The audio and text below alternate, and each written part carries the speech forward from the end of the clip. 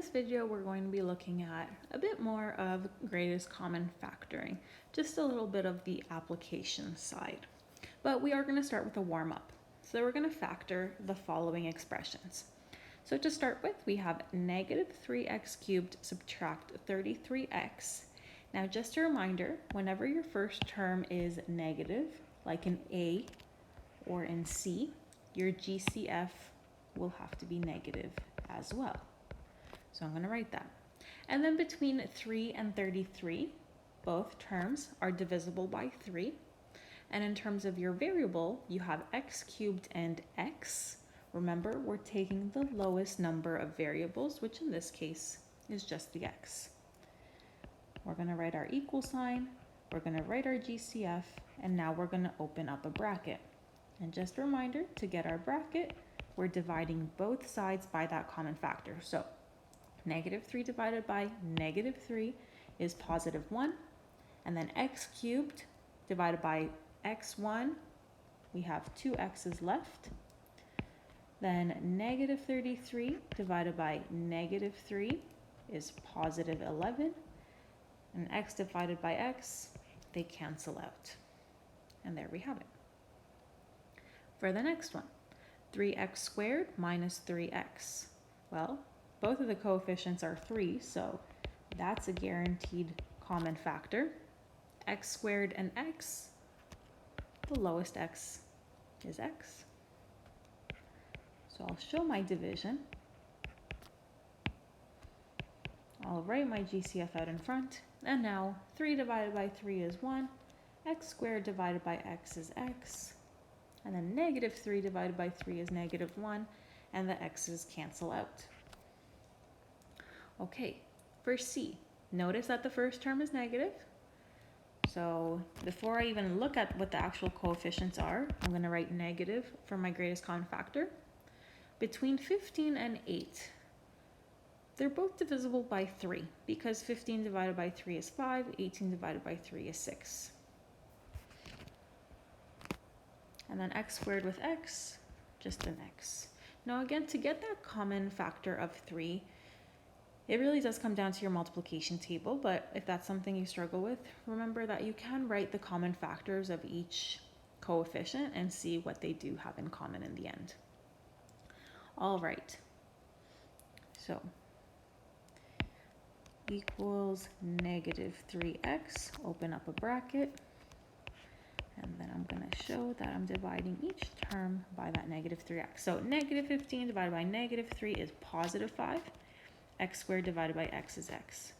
18 divided by negative 3 is negative 6, and the x's cancel out. All right, I want you to try D on your own. So pause the video and then come back to check your work.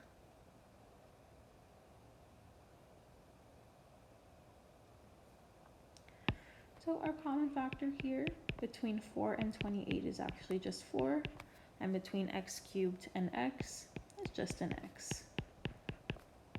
So 4x bracket. 4 divided by 4 is 1. X cubed divided by x, x squared. Negative 28 divided by 4 is negative 7, and the x's cancel out.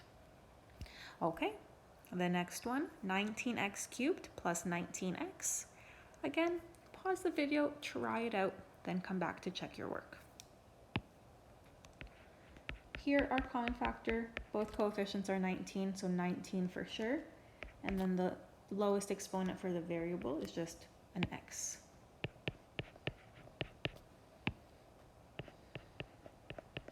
(19) divided by 19 is 1. X cubed divided by x to the 1. 3 minus 1 is 2. I have 2 x's left. 19 divided by 19 is 1 again, and the x's cancel out. All right, last one. Our numbers are a little larger here. So we have 160 x cubed plus 100x squared minus 180.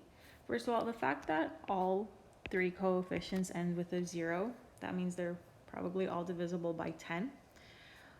But they're also, if you look at 16, 10, and 18, they're also even in that regard. So it might be more than 10, and it's actually going to be 20. Now, these numbers are a little higher. Probably wouldn't give you numbers these high, but still a good exercise. And then if we look at x cubed, x squared, and x is the lowest.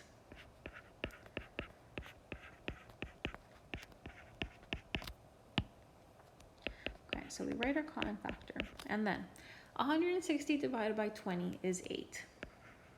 X cubed divided by x is x squared. 100 divided by 20 is 5. X squared divided by x is x. Negative 180 divided by 20 is negative 9, and the x's cancel out. Now, if you're ever unsure if you found the greatest common factor, look at your leftover bracket, and you should not be able to take anything else out. So for example, let's say we had just taken out a 10x, then you would have 16x squared plus 10x minus 18 in your bracket. And if you were to look at this bracket, you would notice, well, 16, 10, and negative 18, they're still divisible by 2. So you would know that you didn't get the greatest common factor. So that's a way to kind of check your work. All right, let's try a little bit of an application question, which is related to area. The area of a rectangular garden can be represented by the expression a equals 24x squared minus 8x. First thing we're going to do is just factor. So we're going to do a GCF here. So if I look at 24 and 8, they're both divisible by 8. If I look at x squared and x, they're both divisible by 8x.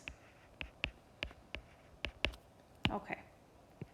So let's write that greatest common factor out in front. And then for our leftovers, 24 divided by 8 is 3.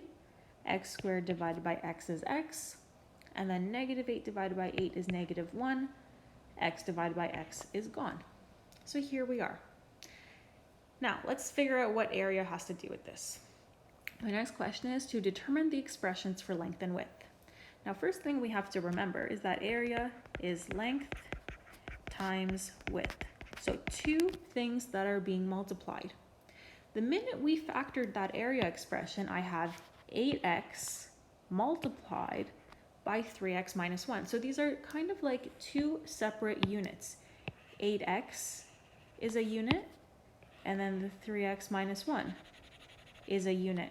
So you can say, well, 8x can be the length, 3x minus 1 can be the width. And those are two units being multiplied. Now, I know we're used to seeing length times width, just two random numbers. Here we have expressions, and that's okay.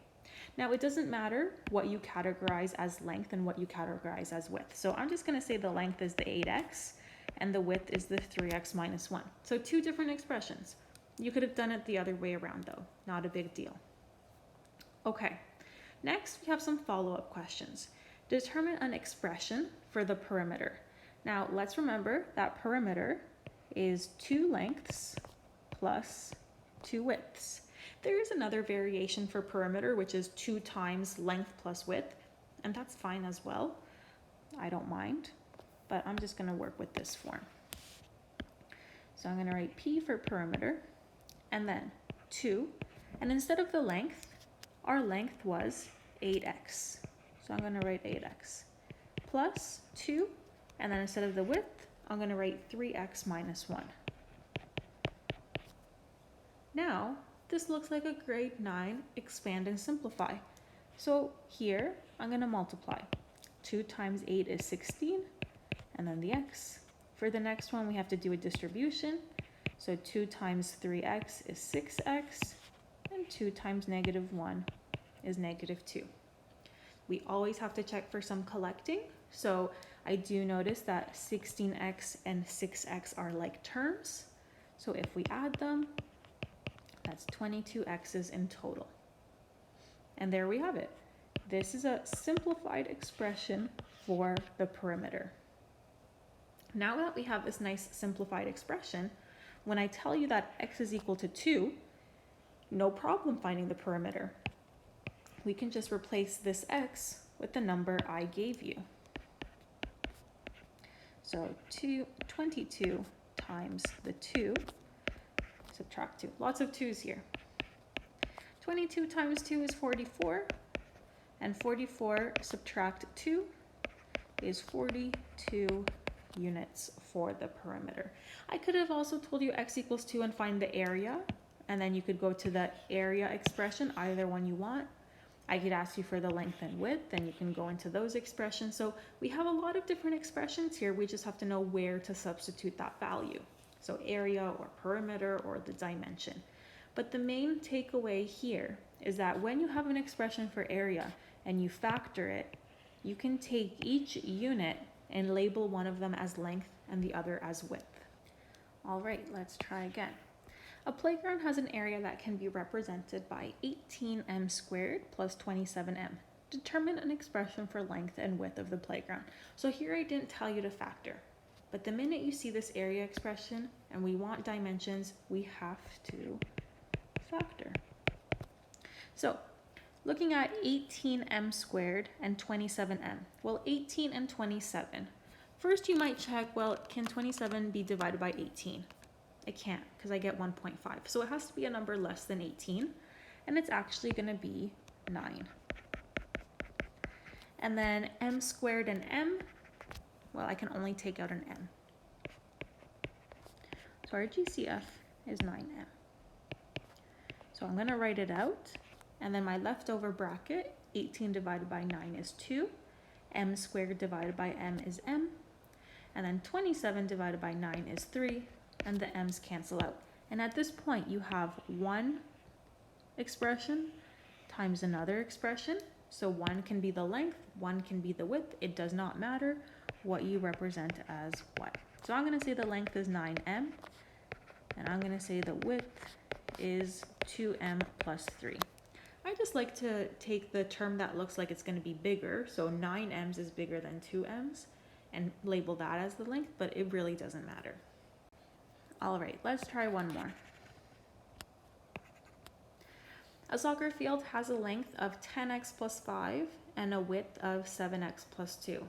So here I'm actually giving you the length and width, and we have to find an expression for the area.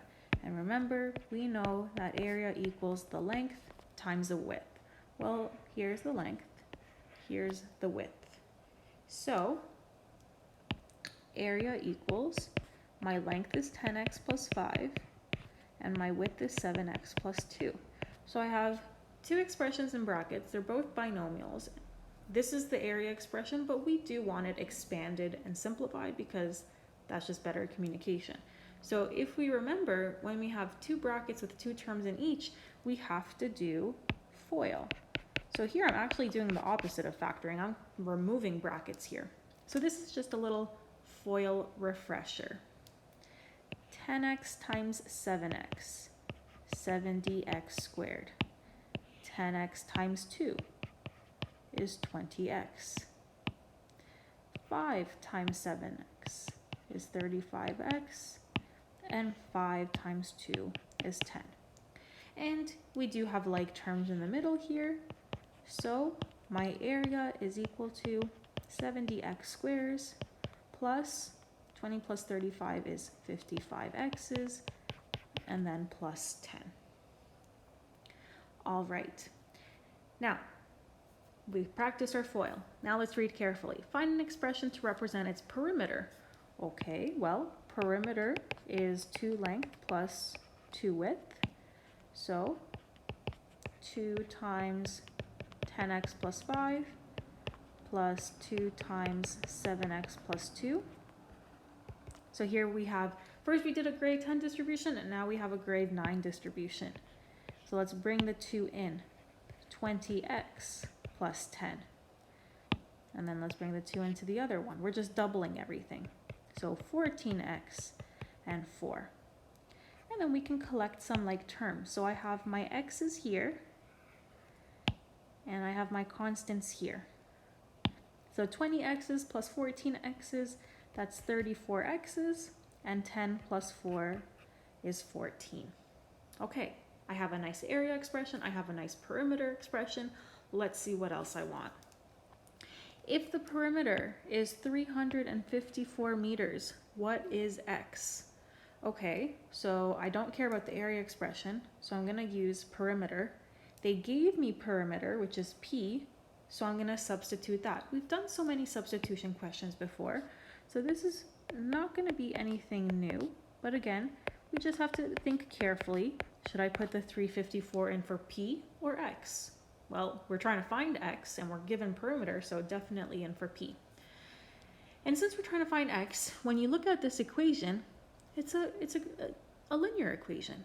And we know how to solve linear equations because we did it so much. So let's get the constants on one side and the variables on the other. So I'm going to bring the 14 over and it turns into subtraction. 354 subtract 14 is 340. And then our final step in almost every equation is to divide out the coefficient. So when we divide by 34, we get 10 for X. So this final example was really more of nothing related to factoring. It was more review on distributive property, the grade 10 and the grade 9 version, and then a reminder about linear equations and a mini substitution. So that's it for our GCF extension. Again, the main idea I want you to take away from here, we did greatest common factor already, but the new application side is when you're given this area expression, once you factor it, each unit will represent either the length or the width. And that's it.